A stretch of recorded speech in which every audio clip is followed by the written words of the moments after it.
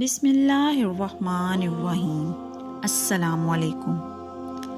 اللہ پاک آپ کو اپنے حفظ و امان میں رکھے اور آپ کی تمام جائز حاجات کو پورا فرمائے، آمین۔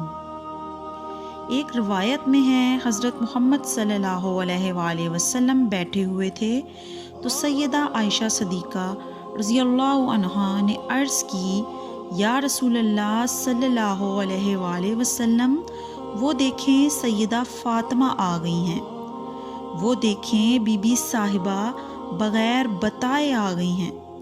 حضرت فاطمہ الزہرا آئی، حضور پاک صلی اللہ علیہ وآلہ وسلم نے فرمایا، فاطمہ بغیر اطلاع کے؟ فاطمہ رضی اللہ عنہ فرمانے لگی، حضور صلی اللہ علیہ وآلہ وسلم چھوٹا سا کام تھا۔ آپ صلی اللہ علیہ وآلہ وسلم نے فرمایا، کیسے آئی ہو؟ تو بی بی صاحبہ نے اپنے چادر کا پلو کھولا تو ایک روٹی بندھی ہوئی تھی۔ یہاں لوگ زیور باندھتے ہیں، دولت باندھتے ہیں، وہاں حضرت فاطمہ رضی اللہ عنہا نے پلو میں ایک روٹی باندھی ہوئی تھی، کھول کے آپ صلی اللہ علیہ وآلہ وسلم کی خدمت میں پیش کی۔ آپ صلی اللہ علیہ وآلہ وسلم نے فرمایا، بیٹا یہ کیا ہے؟ تو انہوں نے کہا، ابا جان کئی دنوں سے گھر میں روٹی نہیں پکی تھی، آج علی کچھ جو لائے تھے، پیسے ہیں، چند روٹیاں بنی ہیں تو بچوں نے تو کھا لی ہیں، تو میرے حصے میں بھی ایک روٹی آئی تھی، میں نے لقمہ توڑا تو مجھے خیال آیا کہ پتہ نہیں آپ صلی اللہ علیہ وآلہ وسلم نے کھایا ہے کہ نہیں، تو حضور صلی اللہ علیہ وآلہ وسلم میں لے کے حاضر ہو گئی ہوں، مہربانی فرمائیں۔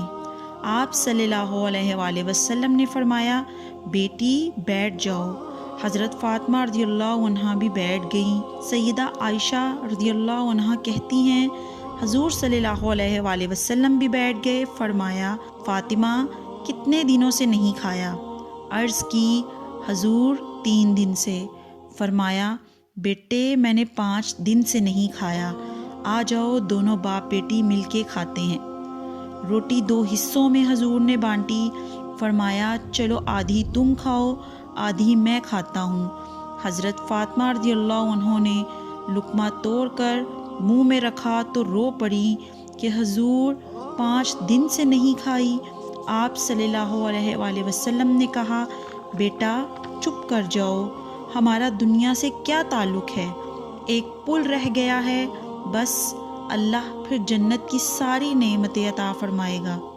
جو کائنات کے مالک و مختار تھے، جو آبرو کا اشارہ کرے تو حضرت جبرائیل جنت کی نعمتیں لے کر آ جائے، انہوں نے تو دنیا کی جانب توجہ ہی نہ کی، ان کا تو خیال ہی نہ آیا، دنیا ہی دنیا، دولت ہی دولت، ہر آدمی دولت کے ترازو میں تلنے لگا ہے۔